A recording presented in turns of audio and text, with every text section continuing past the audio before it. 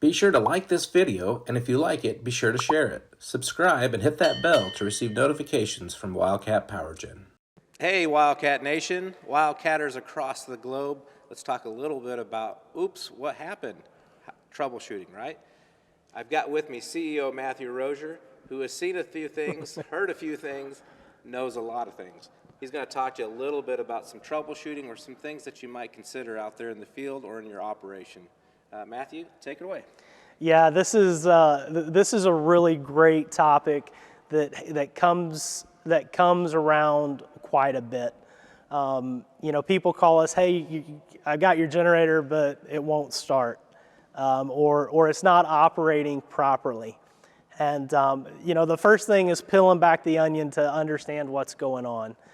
Probably the first thing to do in troubleshooting for anybody is checking battery voltage. And I can't stress enough the importance of good batteries in your equipment. I've heard it before. People go, well, my battery has 12 volts. Man, that's fantastic that it has 12 volts. But what kind of voltage does it have when it's cranking? And a lot of people don't understand that you can go up to a battery and put a meter on it and it read 12 volts. But when it's cranking, the battery voltage actually, drops down to 8, 9, 7 volts. And those kind of issues cause generators not to start. So always when we, start troubleshooting what's going on with generators, we always start with the battery and making sure that the battery has enough voltage during crank that it will start. Typically, if a battery is not giving plus 11 volts during crank, we recommend changing the battery.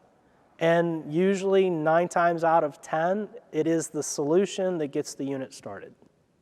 Another troubleshooting that we get into quite a bit is air in a fuel line.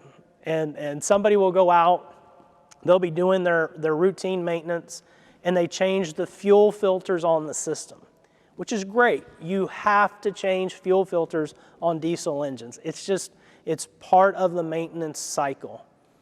But then the unit won't start after they've changed the fuel filters. Well, old school mechanic will tell you, the first thing to do when you're doing that is to put diesel in your fuel filter as you're putting it up. And somebody doesn't always do that, right? They'll just change the fuel filter and put a new one on without filling it up.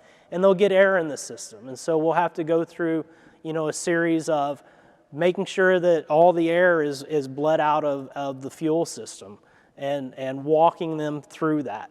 I say one of the things that we come across is just a lack of knowledge on generator usage.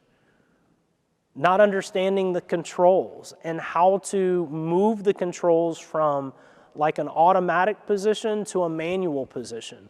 And sometimes it's as simple as making sure you hit the stop button.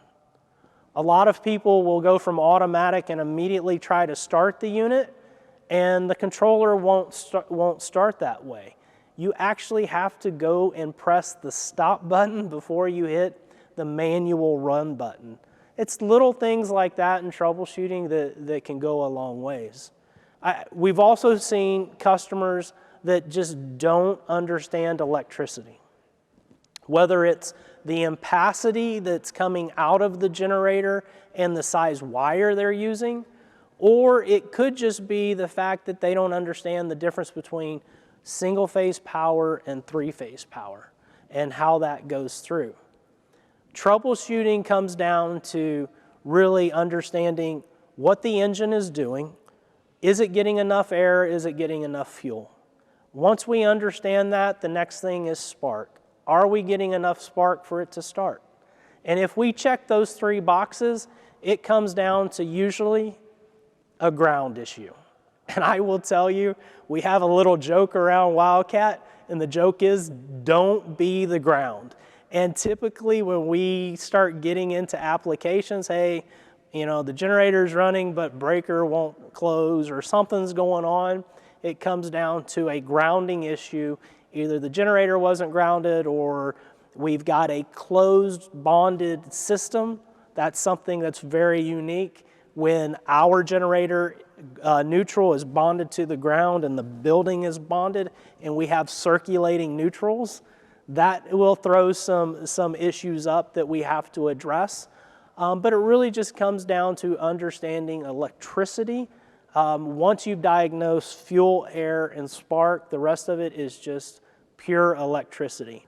But really the troubleshooting on any unit, whether it's a natural gas propane unit or a diesel unit, comes down to fuel, air, and spark. And once we understand what the engine is doing, the rest of it is typically a grounding issue that can be diagnosed. Sounds great. Wildcat Nation, let us know if you have any further questions, and we look forward to helping you on your next generator. Thank you.